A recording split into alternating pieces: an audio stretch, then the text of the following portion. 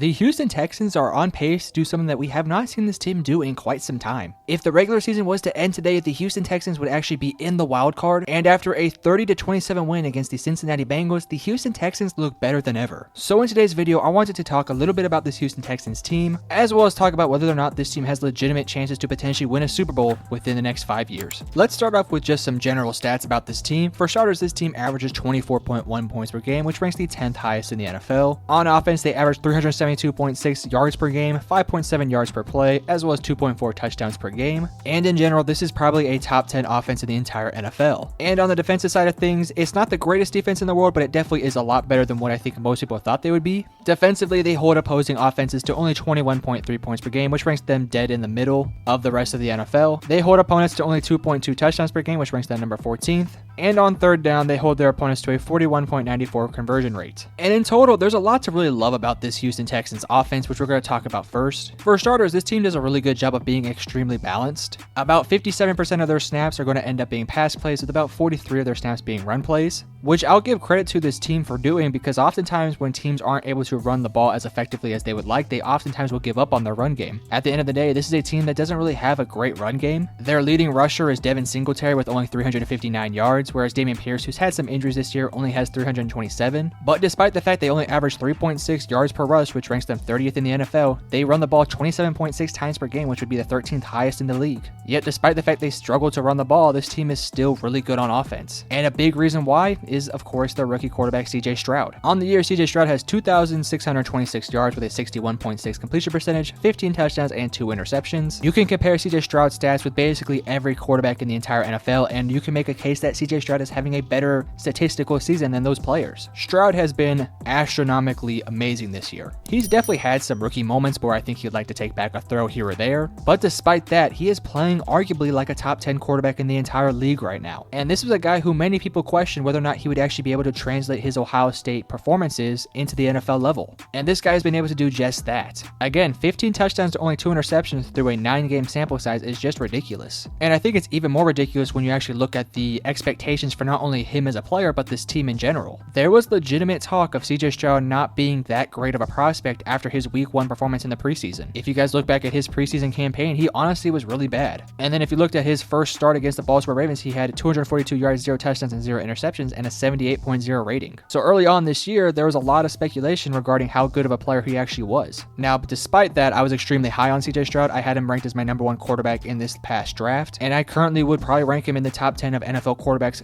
today. But despite how I felt about him, the national media was going to tell you a lot of different things about Stroud and how he was going to end up being a bust. Now, it's obviously way too early into his career to say that he's going to end up a Hall of Fame quarterback and this and that, but if he can keep up this level of play and continue to get better and better, the sky's the limit for this guy. And the other thing that we got to talk about is the expectations of this team. Through 9 games this year, the Houston Texans are 5-4 and currently sit second in the AFC South division, and there was legitimate talk that this team would end up with the number 1 pick, which they obviously do not own. But as I mentioned earlier, today, as of 3/16 on November 13th, this team would be in the wild card race. They have the same record as the Cincinnati Bengals and the Buffalo Bills. That being said, this is filmed before the Bills actually play their game this week, but regardless of that, you get my point. What they're doing currently is really impressive. And you can't give enough credit to their head coach, DeMeco Ryans. DeMeco Ryans inherited a team last year that went 3-13-1, and through an entire season last year, this team only had 27 touchdowns total. And you can look at basically any stat this team put up last year, they are on pace to not only destroy those stats, but to make them look embarrassingly bad. Last year, this team only had 1 game with 30 or more points. However, in this year, through 9 games, they have 4 games with over 30 points and multiple games with over 35 points. And it's not like DeMeco Ryans came in here and cleared house like Colorado did with Deion Sanders. A lot of the players from this team are from the same team they had last year. This is essentially the same receiving core plus Dalton Schultz and Noah Brown. This defense obviously has some new faces, guys like Will Anderson Jr. and Jimmy Ward, but it's not like we overhauled the entire team. Yet despite the fact that this team was 3-13-1 and one of the worst teams in the entire NFL last year, this team is actually legitimately good this year. And I'm going to go on record and say this, they're only getting better. This Houston Texans team is getting better week in and week out, and they're not going to lose to these random teams like the Falcons or the Panthers no more. This is a legitimately good team that is a force to be reckoned with the rest of the season. They have victories over the Jaguars where they won by 20. They just beat the Cincinnati Bengals, who were on a huge winning streak.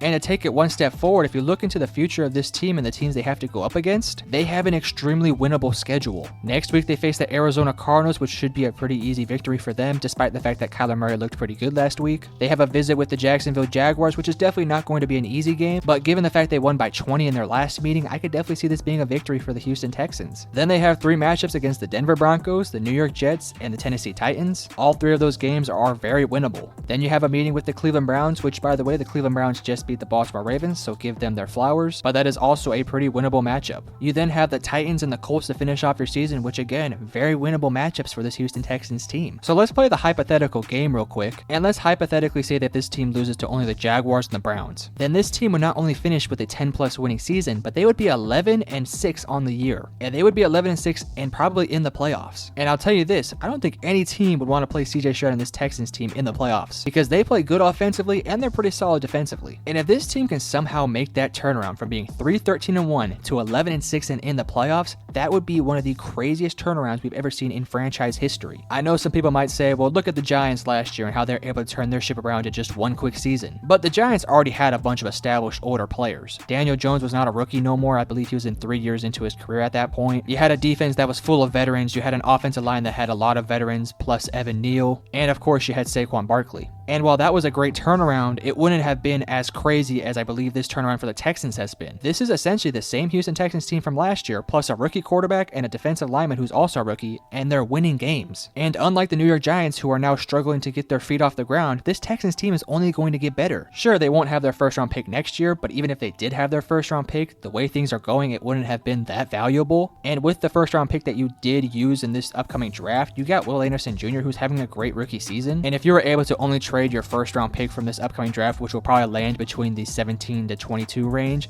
for Will Anderson Jr., it was totally worth it. And with the remaining picks in your draft, as long as you pick precisely and do a good job with your draft picks, you'll be totally fine. Not to mention, because you have a rookie quarterback, you're going to have a ton of cap space to go out there and address the offensive line, the receiving core, the defensive holes. And now we're seriously talking about them being serious contenders. And when was the last time that we could say the Houston Texans were kind of contenders? The only time that maybe came out of my mouth was when Deshaun Watson was going crazy for the Texans. But that team had a very questionable head coach and some very questionable defensive pieces. But now this team has a certified leader, a great head coach, some really solid young defensive pieces, and a ton of cap space to make any move they want to make. And if we're being honest with one another, the AFC conference is extremely open, not just this year, but in future years. The Bengals are not going to have the cap space to maintain the roster they currently have. The Buffalo Bills look like a shell of their past self at this point, and it's not like that team has the cap space nor the draft capital to go out there and make major changes to their roster. The Chiefs are who they are, and sure, they're going to consistently be contenders, but at some point, Travis Kelce is going to get older and start playing worse and worse. And similar to the Bills, they don't really have the cap space nor the draft capital to go out there and make big moves. The Jaguars, they have a nice future, but we're kind of still yet to see how good they are against legitimately good teams. Hell, we just saw them go up against the 49ers and get absolutely smoked. The Baltimore Ravens, of course, they're a good team, but can they win it in the postseason? It's kind of yet to be seen. So if you're Houston, I know that this is probably not going to be your year, but next year or the year after that,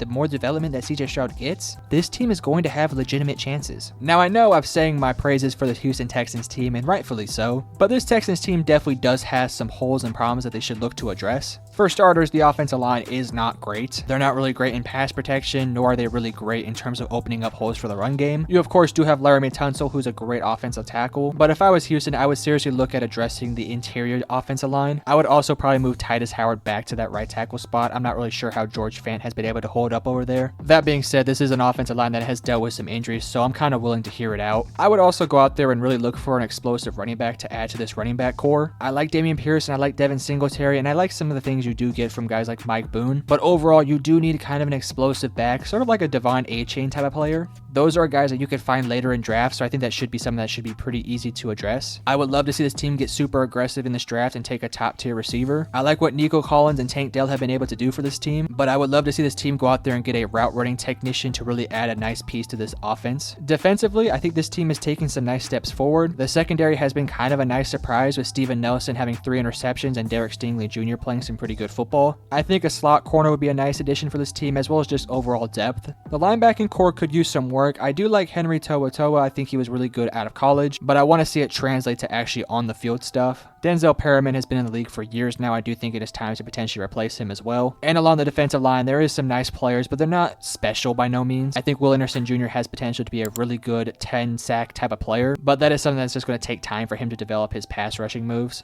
Overall, it's a very solid defense, but I do think there are some small holes that you can maybe potentially replace with some superstar players. Again, you have the cap space, so I like to see this team make 1 or 2 major moves to add to this defense or offensive line to really help out CJ Stroud and this D'Amico Ryans-led Houston Texans team. But in totality, I like where the Texans are going. I think in the next 2 to 3 years, they are seriously contenders. And don't let this team get into the playoffs because they might be deadly. But that is all I have to say about this Houston Texans team. If you did enjoy this video, make sure to hit the like and subscribe button, as well as share this video to all your friends and family members. But I love you guys. Peace.